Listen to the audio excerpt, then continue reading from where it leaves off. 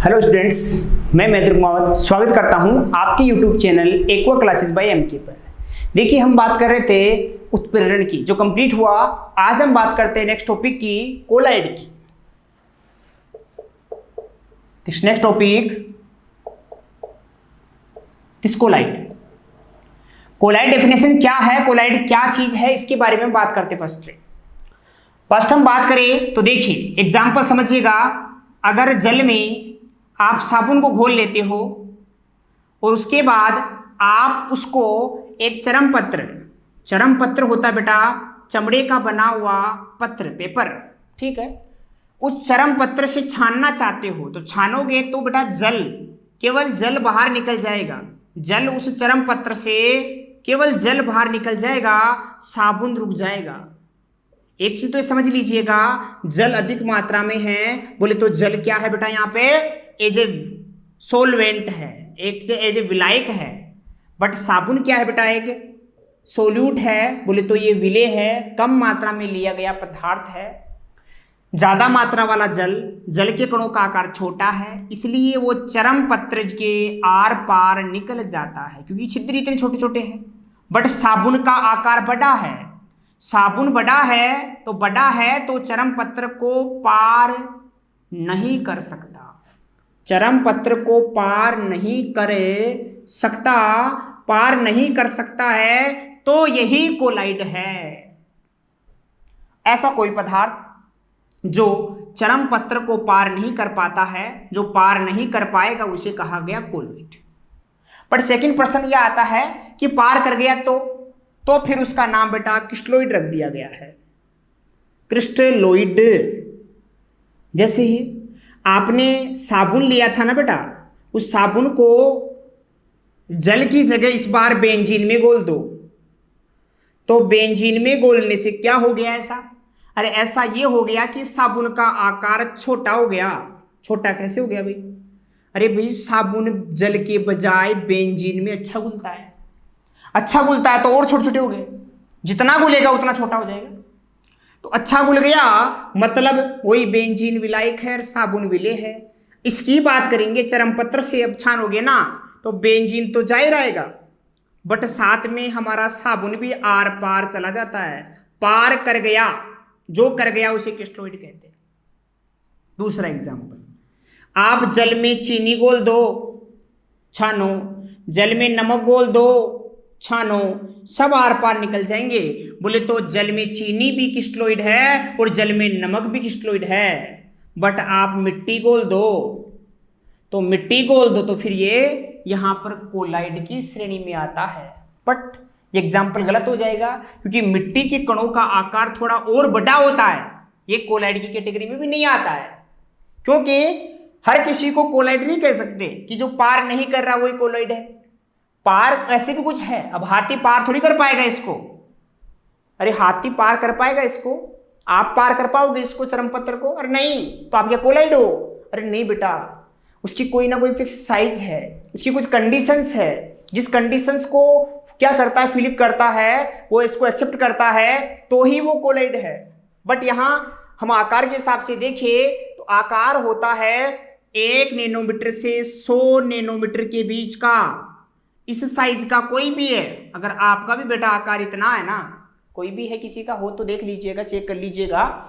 आपका आकार यदि 1 से 100 नैनोमीटर के बीच में है तो आप श्योर है, कोई शक नहीं है इसके अंदर, मैं कह रहा हूं वो क्या है, आप कोलाइड है, ठीक है। बट इससे 1 नैनोमीटर से भी कम है ना, 1 नैनोमीटर से भी कम है तो मतलब आप चरम पत्र को पार कर पाओगे तो बेटा आप क्या हो, क्रिस्टलोइड हो। चेक कर लीजिएगा अगर ऐसा आप कैटेगरी में आते हो। तो नहीं आते तो फिर आपकी बात नहीं कर रहा मैं बात कर रहा हूं उनकी जिनका शेप ये है, 1 नैनोमीटर से कम है, क्रिस्टलोइड है। 1 से अधिक 100 तक, लास्ट लिमिट 100 तक कोलाइड है। 100 से अधिक है ना, तो फिर वो वास्तव में निलंबन है। क्या बेटा? वो निलंबन है। निलंबन एक बड़ा टुकड़ा होता है, ठीक है, जैसे मिट्टी के है कण, बड़े बड़े गोंद के कण है, ठीक है। गोंद घुलने के बाद कोलाइड बन जाता है, पर उससे पहले क्या है, वो निलंबन है। पत्थर है, कंकर है, ये सारे के सारे निलंबन की श्रेणी में आते हैं। ओके, हम बात करते हैं कि जो बात कर रहे थे कि आकार के आधार पर कोलाइड है वो 1 से लेकर 100 नैनोमीटर के बीच का होता है। कम वाले क्या कहलाते हैं और ज्यादा वाले क्या कहलाते हैं, इसके आधार पर बोले तो अवस्था के आधार पे हम बात करेंगे विलयन के प्रकार की। तो सुनिए, जो पदार्थ हम ले रहे हैं काम में, उस पदार्थ की अवस्था के आधार पे विलयन 3 प्रकार के हो गए बेटा। एक होता है वास्तविक विलयन, एक तो होता है वास्तविक विलयन,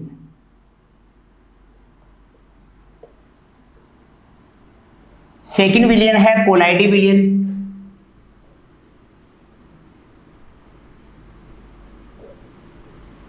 और थर्ड है बेटा निलंबन विलयन। निलंबन विलयन समझना तीनों को। सबसे पहले बात कर लेते हैं इनमें अंतर किस चीज का है बेटा। पहला अंतर है बेटा आकार का, एक एक को समझते जाइएगा। नंबर 1 है आकार। आकार की यदि बात करें हम तो आकार होता है 1 नैनोमीटर से कम, तो वास्तविक है। क्या है? वास्तविक है। 1 से लेके बेटा 100 के बीच में है तो फिर वो क्या है? कोलाइड है। और 100 नैनोमीटर से यदि अधिक है ना तो फिर वो क्या बेटा? निलंबन हुआ। सेकंड होगा अवस्था। अब यहां तो आपने एग्जाम्पल ले लो, आप एक एग्जाम्पल ऐसे ले लो कि जल में आपने घोल ली चीनी। अब चीनी दिखेगी नहीं जल में, नमक भी नहीं दिखेगा, तो मतलब एक ही अवस्था हो गई, तो ये हो गई एक अवस्था। कितनी अवस्था? एक ही अवस्था।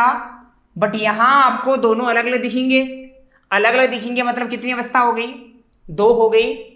हालांकि इसका आकार बड़ा है ना, इसलिए थोड़ा सा आप चरम पत्र से पार भी नहीं कर पा रहा है साबुन, ठीक है। यानी आपने उदाहरण ले लिया जल प्लस साबुन। बट आपने यदि जल में मिट्टी की बात कर दी ना, तो मिट्टी की बात करते ही मिट्टी का आकार बड़ा हो गया, मतलब फिर अलग, तो 2 अवस्था। क्या हो गया? 2 अवस्था, ठीक है। 2 अवस्थाएं जब भी होती है उसे विषमांगी कह सकते हैं। अलग अलग अंग विषमांगी, विषमांगी अलग अलग अंग विषमांगी, अलग अलग अंग, पर यहां एक ही है तो इसे कहेंगे समांगी। क्या कहेंगे? समांगी।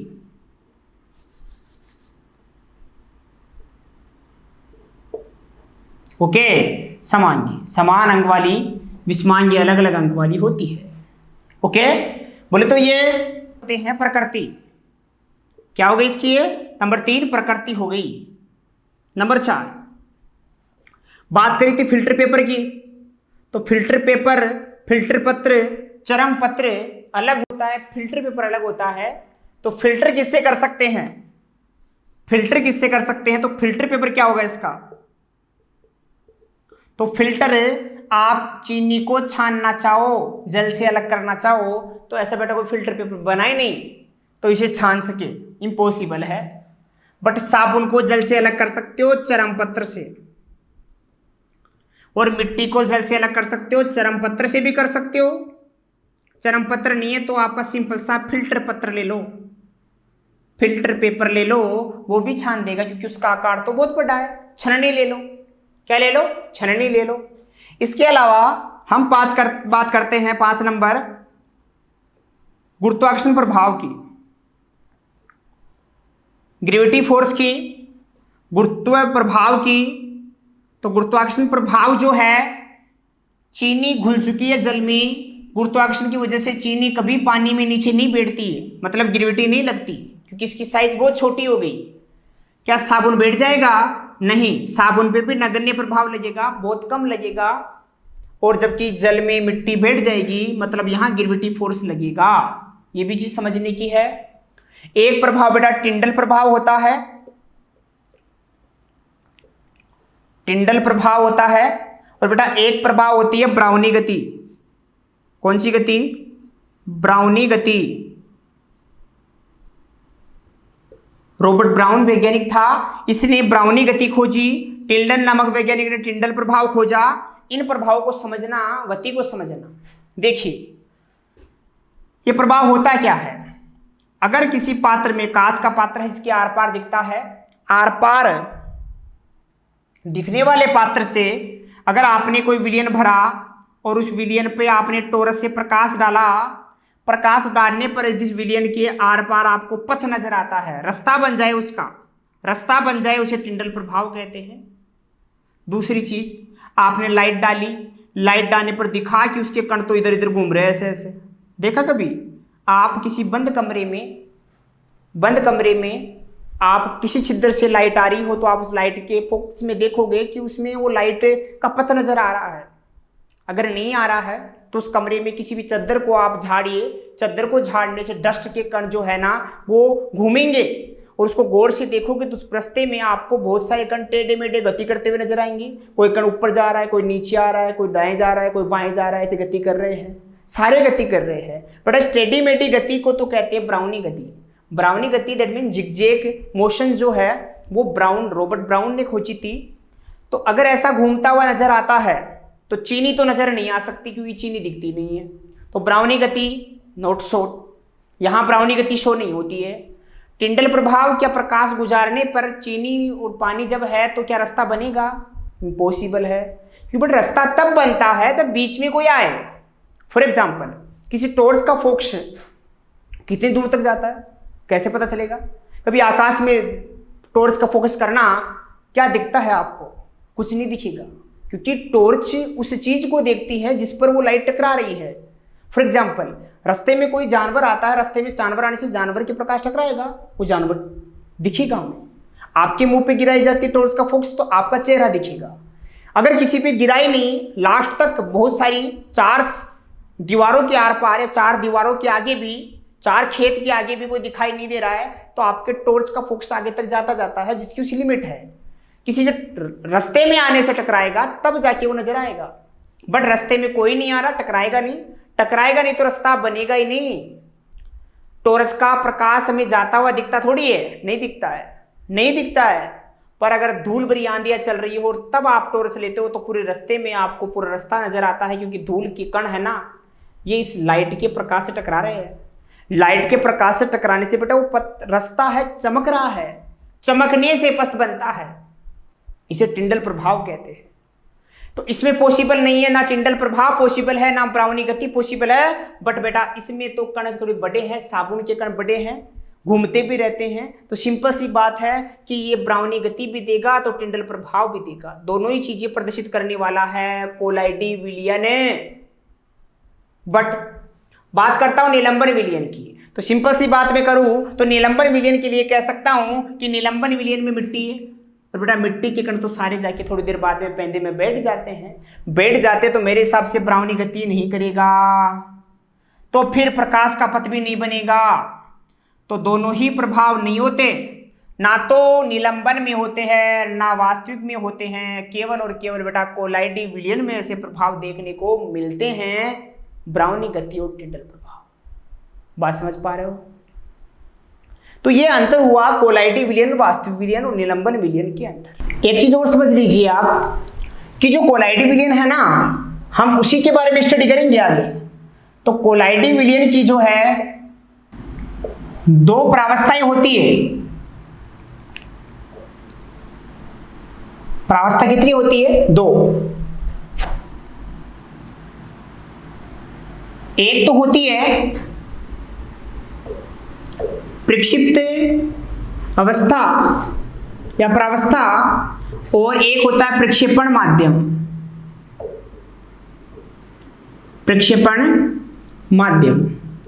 इन चीजों को समझ लीजिए कि अवस्था का मतलब तो हो गया कि कम मात्रा में लिया जाने वाला, बोले तो इसे तो कहेंगे बेटा विलेय, और प्रक्षेपण माध्यम की बात करें तो अधिक मात्रा में लिया जाने वाला, बोले तो विलायक। ये समझ लीजिएगा। अब विलायक है ज्यादा मात्रा वाला, यही निर्धारण करता है कि विलयन कैसा बनेगा। फॉर एग्जाम्पल समझना आप इस चीज को कि आपने यदि विलायक बोले तो माध्यम आपने यदि क्या ले लिया, बेंजीन ले लिया, और अदरवाइज आपने अवस्था के रूप में कुछ भी घोल लिया, कुछ भी एनीवन, तो इनके मिलने से जो बनेगा ना वो बेंजीन का सोल ही बनेगा, बेंजीसोल बनेगा बेटा। अगर आपने विलायक के रूप में जल लिया है ना, जल, तो बेटा इसमें सोचने की कोई आवश्यकता नहीं है, ये हाइड्रोसोल बनाएगा। क्या बनाएगा? हाइड्रोसोल बनाएगा। अगर आपने यहां पे वायु ली है, वायु तो वायु होती है एयर, और यहां कुछ भी मिला दिया हवा में तो बेटा वो एरोसोल है। क्या है वो? एरोसोल है। यदि आपने क्या आपने दूसरा पदार्थ एल्कोहल ले लिया तो एल्कोहल जब लोगे तो उसको एल्कोसोल बोलेंगे, एल्कोसोल। तो जो आप लोगे विलायक के रूप में ज्यादा मात्रा में तो विलयन उसी पर निर्भर करता है। बोले मैं कह सकता हूं सिंपल भाषा में, प्रक्षेपण माध्यम को देख लो, विलायक को देख लो, इस अवस्था का कोई प्रभाव नहीं पड़ता, विलय का प्रभाव नहीं पड़ता। विलयन कैसा बनेगा ये तो उसका विलायक ही निर्धारण कर देगा, बोले तो प्रक्षेपण माध्यम ही निर्धारित कर देगा। इन दोनों के आधार पे 8 प्रकार के कोलाइडी विलयन बनते हैं। कैसे बनते हैं विद एग्जाम्पल द्वारा आपको समझना है। बहुत ही महत्वपूर्ण आपको एक टेबल के द्वारा समझाने जा रहा हूं। किसको?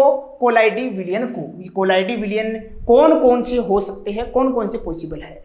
देखिए, प्रक्षेपण माध्यम, प्रक्षिप्त अवस्था,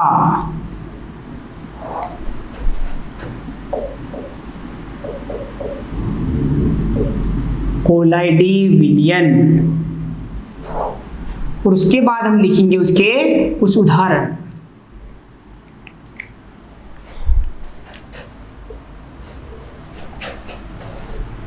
ओके, वन बाय वन बात करते हैं सभी विलियंस की।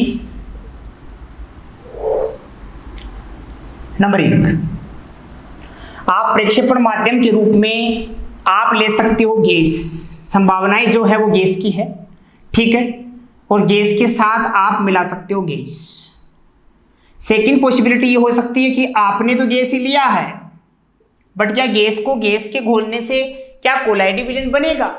नहीं, क्योंकि कोलाइडी विलयन बेटा विषमांगी नेचर का होता है, दोनों अलग अलग गुण वाले होने चाहिए। गैस को गैस से तो अलग कर ही नहीं सकते, वो तो फिल्टर पेपर से आर पार हो जाएंगे। तो सीधी सी बात है, यहाँ गैस आ ही नहीं सकता अवस्था के रूप में, तो माध्यम आएगा, अवस्था नहीं आ सकती।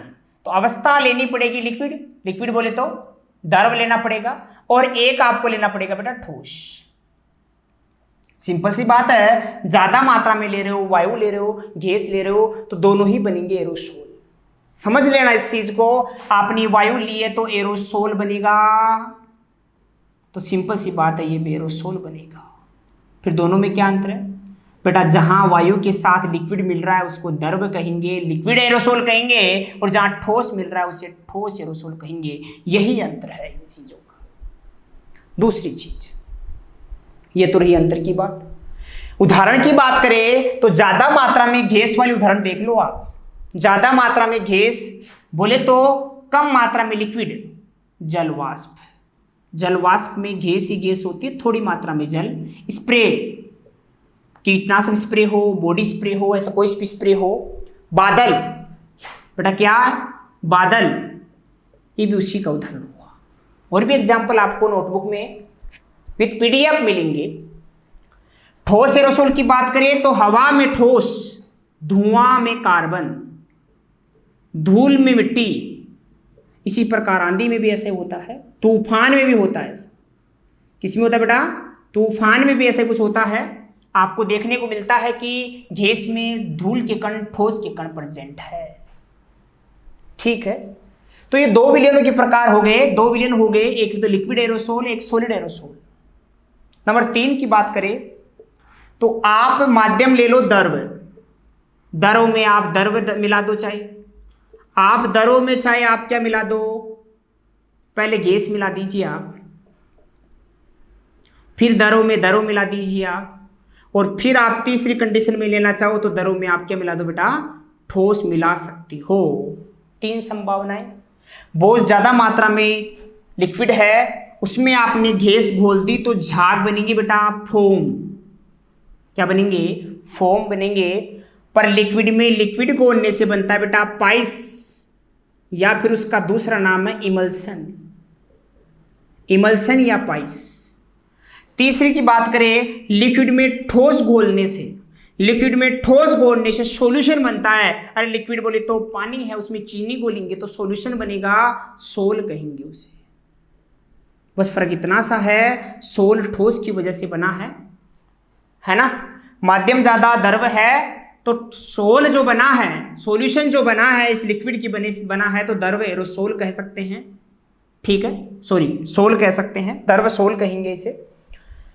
फोम झाग की बात करें तो झाग कैसे बने, बहुत सारा लिक्विड है थोड़ी सी गैस, बहुत सारा लिक्विड है थोड़ी सी gas, soda water. Cold drink, cold drink जानते हो, कोल्ड ड्रिंक जो होती है, शीतल पेय पदार्थ होते हैं उन्हें कोल्ड ड्रिंक कहते हैं। में लिक्विड ज्यादा थोड़ी सी गैस मिलाते हैं, पर लिक्विड में लिक्विड मिला हो, पाइस कहते हैं इसे, इमल्सन कहते हैं इसे, क्रीम जो आती है दूध कहते हैं उसे, इसके अलावा दूध आता है, ये इसी के अंदर आती है। दवाइयाँ जो है ये इसी के अंदर आती है, क्योंकि दो लिक्विड कोई मिलते हैं, दो लिक्विड मिलते हैं, वो दो लिक्विड मिलके बनाते हैं, वो पाइस बनाते हैं। बट ठोस में गैस लिक्विड में सॉलिड मिला दो, कलर, कार्बन को आप पानी में घोलते हो, केरोसिन में घोलते हो, बहुत सारे कलर आते हैं जो केरोसिन में घोलने के बाद किए जाते हैं। तो जितने भी पेंट आते हैं, कलर जितने भी आते हैं, इसके अलावा स्टार्च को घोल दो जल में, गोंद का कोलाइड, गोंद शाही, क्या शाही, तो शाही में वही कार्बन के कण है, गोंद में गोंद के कण है, स्टार्च में स्टार्च है, पेंट में, कलर में कोई भी कलर हो सकता है, उसको किसी विलायक में बोले तो द्रव में घोला गया है, उसे सोल कहते हैं, सॉल्यूशन कहते हैं, द्रव सोल कहते हैं। तो ये हो गए 3 तो हो गए द्रव से और 2 बन गए गैस से, हो गए 5। 3 अभी शेष है। बात करते आगे 6 नंबर की, 7 नंबर की, 8 नंबर की। अब यहां आपने द्रव घोला है तो सीधी सी बात है, ठोस लोगे आप,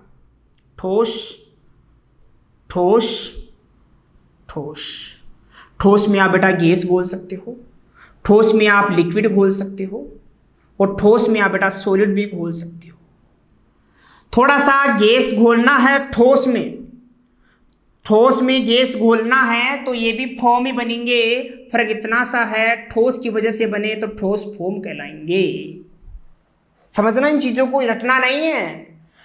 ठोस में आपने लिक्विड घोला है तो ठोस में लिक्विड घोलने से बेटा जेल बनेगा, बट ठोस में ठोस घोला तो सॉल्यूशन बनता है, सोल बनता है, बट सॉलिड की वजह से बना है तो इसे बेटा ठोस सोल कहेंगे। ठोस झाग केवल समुद्री झाग होते हैं, किसके होते हैं, समुद्री झाग ही ठोस होते हैं, अदरवाइज कोई ठोस नहीं होता है ना। जेल की बात करें तो जेल खुद, अरे कैद खाना वाला जेल नहीं है, जेल जेमे की तरह, जेल जो आता है बालों पे लगाने वाला, वो जेल की बात कर रहा हूं। जेल, जेली, जेम भी आता है, पनीर भी आता है, मक्खन आता है।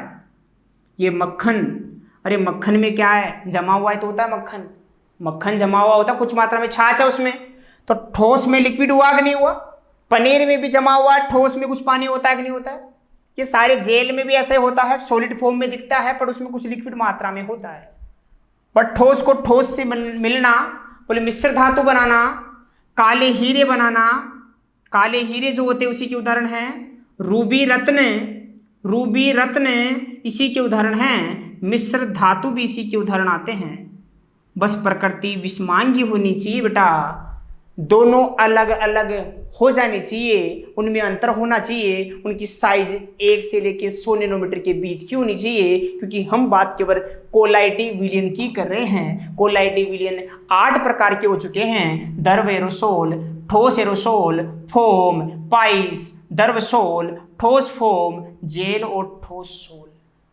एक चीज और याद कैसे करोगे, तो याद आपको क्रम से करना है, माध्यम रखना है ज्यादा वाला और ये कम वाला। आपको केवल उदाहरण याद कर लेना कि ज्यादा मात्रा में गैस है, कुछ मात्रा में द्रव मतलब वाष्प।